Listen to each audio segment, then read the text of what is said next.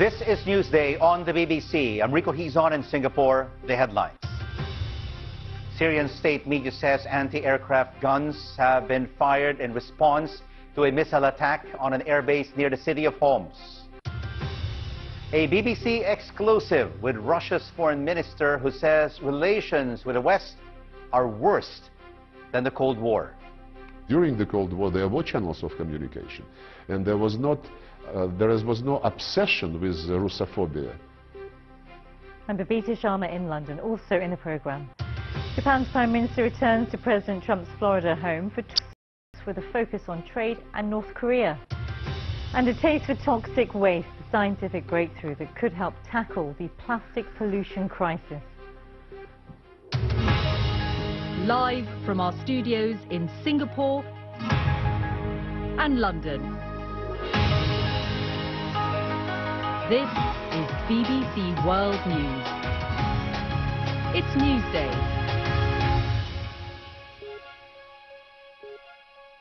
Glad you could join us. It's 8 in the morning here in Singapore and 1 a.m. in London.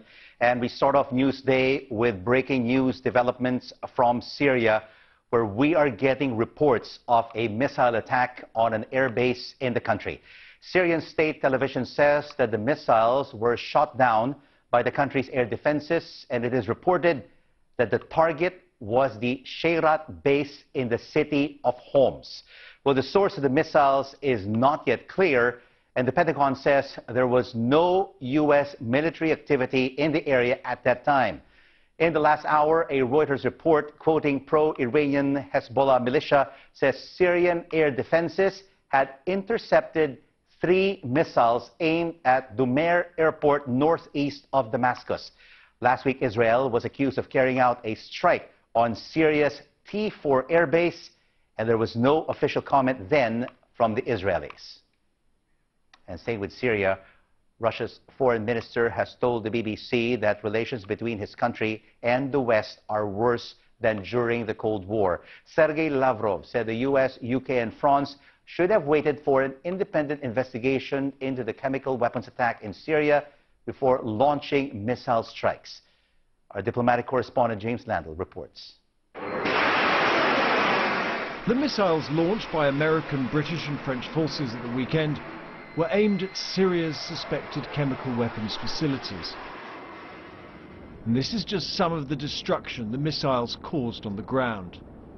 But Russia's foreign minister said the attacks on his Syrian allies had also left relations between Russia and the West worse than the Cold War. In a BBC interview, Sergei Lavrov accused the Western allies of having a phobia about Russia, which he described as genocide by sanction.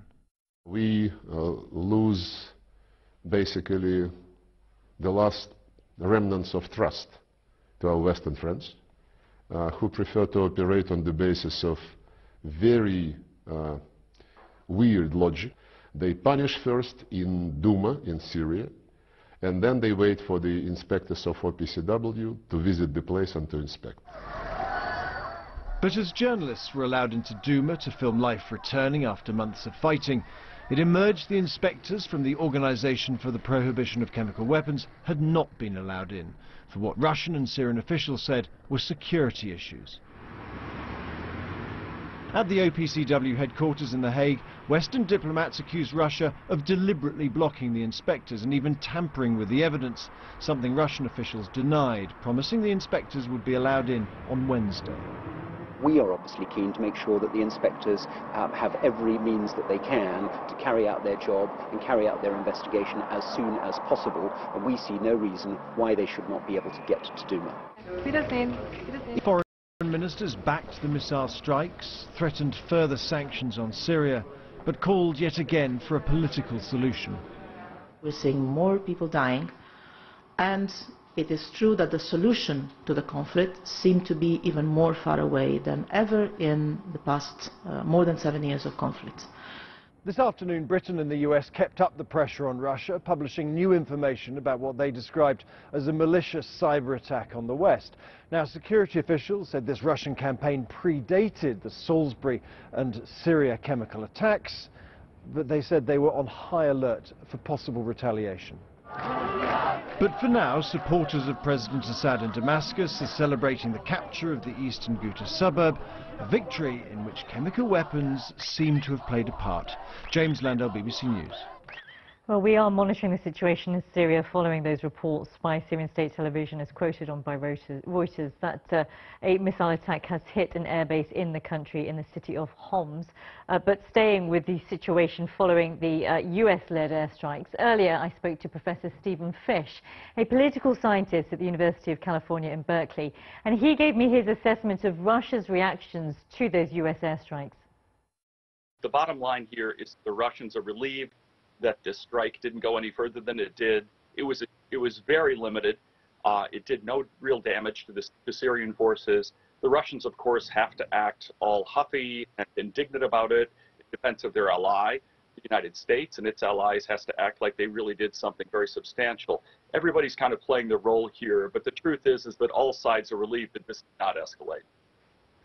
What do you think about the criticisms that are being leveled of whether or not the airstrikes were the right course of action to take? Well, you know, it depends on your perspective. I think for people who wanted to deliver a message of strong displeasure to the Assad regime, which includes, of course, the United States, British, French governments, displeasure over its use of chemical weapons, try to enforce what's now being known as a red line on this, without escalating the crisis, it was probably an appropriate response. Having said that, though, Professor, what do you think now the Assad regime and their options are when they think about their position within the international community? You know, Babita, I don't think it's changed at all. I don't think these strikes really made all that much of a difference. The Assad regime is still strongly backed by Russia and Iran. It is still opposed by the United States and the West in general. I don't think things have really changed on the ground in that respect at all. It's really interesting to hear you say that because, of course, as you all know, the media, news networks, us included, we're all very preoccupied with what has happened in the last few days. Any talk of airstrikes and also the use of chemical weapons is very shocking to many of our viewers to this program. So with that in mind, how then do we move forward to make sure that civilians, whether they be in Syria or anywhere else in the world, are protected? Well, that's a very good question. I'm afraid that under current conditions it's very difficult to do. The United States and Britain and France have a policy of not tolerating the use of chemical weapons, perhaps in part because they're always the weapons of terrorists, and they could be used against us. On the other hand, the Assad regime uses them habitually. This goes back to Assad's father in the 20th century, who used them habitually against his own population. The bigger story here is what's going on in the Trump administration, frankly. The Trump administration has no real strategy towards Syria. On the one hand, you have administration officials who want to get tough with Syria. They want to get tough with the Russian government. And on the other hand, you have President Trump, who doesn't want to be in Syria to begin with and seems to be beholden to Vladimir Putin and doing everything he can to avoid offending Putin. Case in point, yesterday, Nikki Haley, who was our ambassador to the United Nations, made a very strong statement saying that Russia would incur new sanctions in light of these chemical weapons attacks by the Assad regime, that they would be announced today. Then today we hear that, well, maybe there won't be any new sanctions. And we now know that last night President Trump conferred with national security advisors, and he was very upset that there was any talk of new sanctions. So, you know, Trump doesn't want to apply these sanctions. He's been completely consistent on not wanting to offend Vladimir Putin in any way. So what we have is an administration whose policy, frankly, is in chaos. That's really the bigger background story here. Professor Stephen Fisher, staying with Syria later in the programme. But first, British and US cybersecurity officials have issued an unprecedented joint alert, warning that Russian hackers are actively seeking to hijack essential internet hardware. A White House official said the access Moscow has gained can also be used for destructive attacks like switching off electricity grids. Korean Airlines has suspended its vice president after she allegedly threw water in the face of an ad agency executive. She's the daughter of the airline's chairman and not the only member of the family to get into trouble. You might remember her sister, Cho Hyun-hye, was jailed after a so-called nut rage scandal when she lost her temper over the way she was served nuts on a flight. The British government has admitted there have been terrible mistakes in the treatment of migrants threatened with deportation after decades of living in the UK. Members of the so-called Windrush generation arrived in the UK as child migrants between the 1940s and the 1970s from the Caribbean. They don't have the paperwork to prove they are in the UK legally. If spring has sprung in the US, it's certainly getting a very chilly reception. Take a look at this. It's Duluth in Minnesota, and it's just one of many cities that has been battered by very heavy snowstorms. Parts of the Midwest have seen record snowfall and temperatures very low, with over 300 homes and 300,000 homes even, and many businesses left without power in Michigan.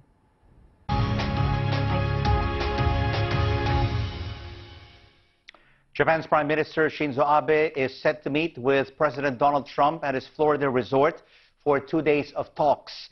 Much has changed since Mr. Abe's first visit to the United States in February 2017, just a month into the new Trump administration. The two leaders have a packed agenda. They'll discuss the president's planned summit with North Korea's Kim Jong-un, as well as international trade agreements. Ankit Panda is senior editor at the foreign affairs magazine The Diplomat. He explained why North Korea will be Mr. Abe's main focus during these talks. The upcoming summitry with North Korea, which was really quite sudden after Kim Jong-un's olive branch extension after his New Year's address, Japan is quite concerned that the United States might end up going into a summit with Kim Jong-un and coming out of the other end with an agreement that overlooks Japanese interests. And these missiles, Ankit, reverberates very strongly domestically. And in this trip of Prime Minister Shinzo Abe, it comes at a time when he is seeing its lowest approval ratings domestically since 2012. That's very right. So I think one of the things Prime Minister Abe has had going for him domestically is that he's seen as a steady hand who can right Japan's ship internationally and manage the tempestuous, at sometimes, foreign policy of Donald Trump. So I think that'll be another thing that Abe will be looking to accomplish as he meets with President Trump. He'll look to have Japan's interests protected on the North Korean issue, but also he'll be looking to be seen as a defender of Japanese interests when it comes to ensuring that the short, medium, and intermediate range North Korean ballistic missiles that threaten Japanese territory are included as part of any agreement that Donald Trump might reach with Kim Jong-un. President Trump has hit back at the former FBI Director James Comey, accusing him of committing many crimes during his time as head of the Bureau. In a TV interview on Sunday night, Mr. Comey said the president was morally unfit for office. Our North America editor John Sopel has the story. Donald Trump this morning left a Washington that's been hit by flash floods and torrential rain. And last night, the former FBI director had a bucket load of his own that he was seeking to pour over the president's head. The interview. James Comey has a book to sell, and it would seem scores to settle after the way he was unceremoniously fired. And on questions of character, he didn't pull his punches in his interview with ABC's George Stephanopoulos. I don't buy the stuff about him being mentally incompetent at early stages of dementia. He strikes me as a person of above average intelligence who's tracking conversations and knows what's going on. I don't think he's medically unfit to be president. I think he's morally unfit to be president. Ladies and gentlemen, please welcome to the stage General Mike Flynn. A key episode concerns Michael Flynn, the president's first national security advisor. He was under investigation for lying about his contacts with the Russians. At a one-to-one meeting, the FBI director alleges the president asked him to drop the case. Was President Trump obstructing justice? Possibly. I mean, it's certainly some evidence of obstruction of justice. The White House didn't wait for the interview to air before taking careful aim at the former FBI boss. James Comey continues to spread false information. The guy's known to be a liar and a leaker, and so there's not a lot about James Comey that we would find to be very surprising. Undermining James Comey's credibility is deliberate strategy. If there are ever impeachment proceedings brought against Donald Trump for obstruction of justice, then the former FBI director will be a key witness. So, shred his reputation now, and maybe his word will count for less later on. But James Comey is only one source of the president's current legal headaches. In a courtroom in New York, the president's personal lawyer was appearing after the FBI raided his offices last week, seizing bank accounts and files. Michael Cohen was a Mr. Fix-It for the president. One of those he paid off to the tune of $130,000 was the former porn star Stormy Daniels. Her arrival in court had film crews falling over themselves. Literally. She was paid that money in return for her silence after she allegedly had a brief affair with Donald Trump, an allegation that he denies. It's hard to know which is the more dangerous to the president, James Comey and the special counsel investigation, or the porn star payoff and the fallout from that. John Sopel, BBC News, Washington. You're watching Newsday on the BBC, live from Singapore and London. Still to come on the program. A BBC investigation finds that thousands of North Korean workers are being sent overseas to fund the regime back home. Also on the program, we investigate the scientific breakthrough that could help solve the plastic pollution crisis around the world.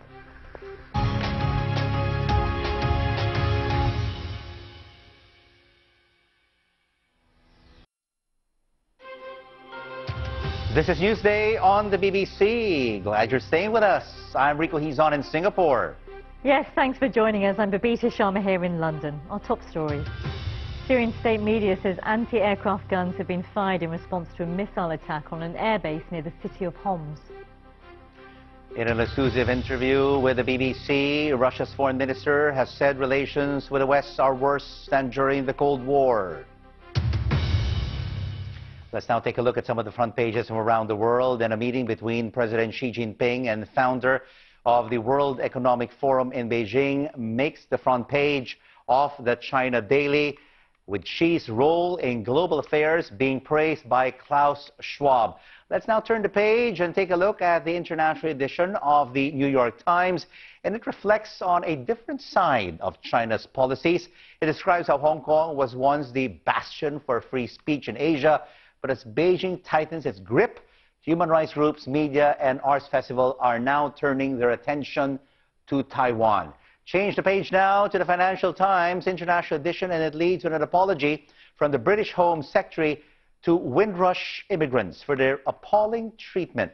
As we reported earlier, tens of thousands who came to the UK from Caribbean countries decades ago are being threatened with deportation because of a lack of official paperwork. And those are the papers, and now shifting our attention to trending. And Babita, which story is making news online? Well, Rico, it's a big social media story that concerns Weibo, China's social networking site, that has reversed its decision to remove all gay content from its website following a huge outcry. Tens of thousands of angry Chinese internet users protested against the original ban, which saw Weibo deleting posts and closing accounts as it attempted to comply with the country's censorship laws. It's estimated that more than 100,000 North Korean laborers are working overseas, helping to raise millions for the North Korean leader Kim Jong-un and his regime. Experts say their money is being used to fund the regime's nuclear program, the army, and luxuries for the North Korean leader. The BBC Panorama program has highlighted the workers' plight, calling this practice modern-day slavery. Here's a clip. 넌 이거 사람이라고 생각해. 너는 개고 쓰레기나 처먹어. 더 이상 인간이길 포기하라고.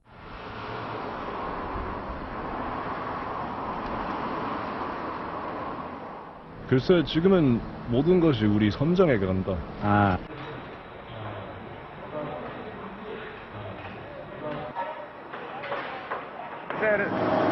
Fleischstunden in der Sonne, in der Nacht, egal, immer, ja. Wir müssen die haben.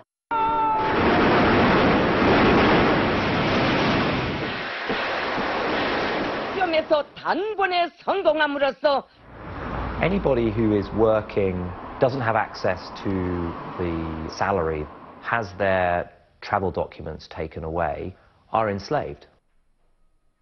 Well, Tom Keating is the director of the Center for Financial Crime and Security Studies. He told me where and in which countries these laborers are working. The vast majority of them are working in Russia and China.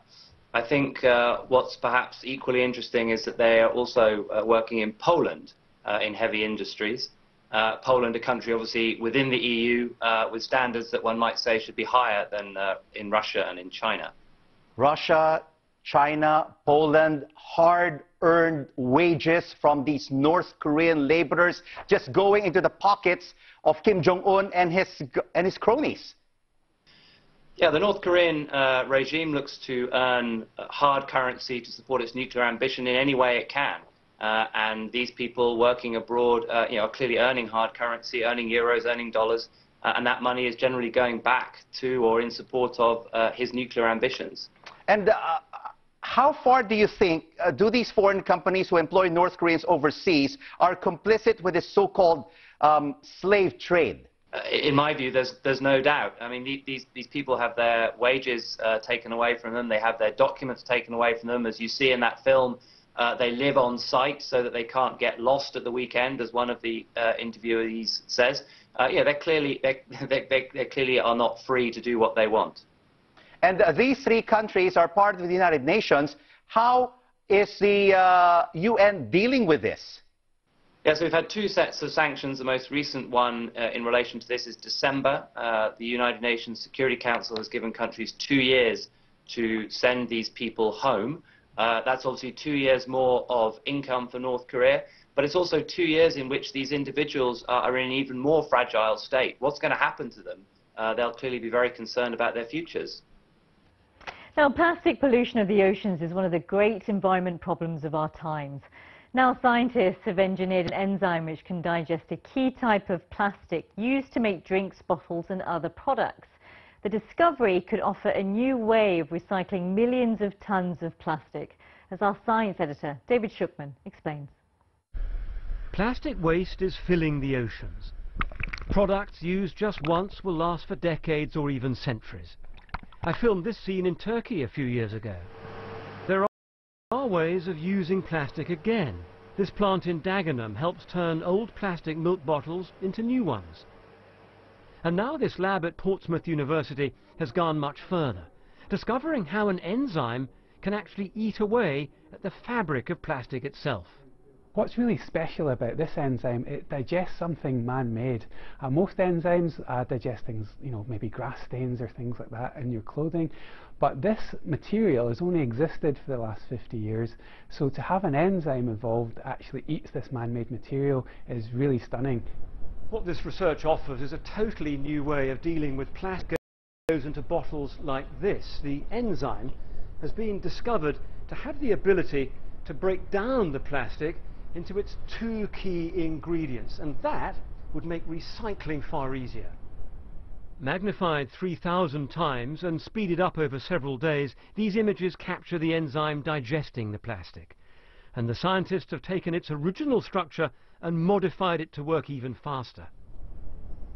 Biochemistry student Harry Austin and his colleagues have been cutting up samples of plastic bottles and then adding the enzyme to see its effect. They're delighted with the result. Very exciting mood in the labs here, fantastic. And we're collaborators in America and Brazil as well, fantastic mood. So jubilant. We can actually see what it is capable of doing in terms of the breaking down of the plastic itself. It's amazing. So will this help tackle plastic waste? Tonight for the One Show, the pressure group Surfers Against Sewage collected all this from British beaches. The recycling industry likes the new enzyme, but says it isn't enough. It does only focus on one type of plastic. There are many different types of plastics that are used in our packaging and in our products. Retailers are working hard to try and reduce the numbers of different types of plastic that they use, but there's a long way to go. It took some very clever science to make plastic as long-lasting as it is. Now there's a new scientific effort to find ways of dismantling it. And the latest research is just a start. David Shukman, BBC News in Portsmouth. And you've been watching Newsday. Thanks for joining us. I'm Rico Hizon in Singapore.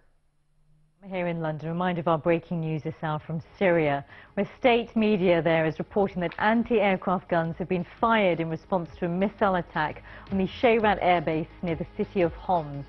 There are currently unconfirmed reports that missiles have also been intercepted over the Dunmer military airbase near Damascus. The source of those missiles not yet clear. The Pentagon, though, says that there was no US military activity in the area at the time. We will have more. Stay with us here on BBC World News.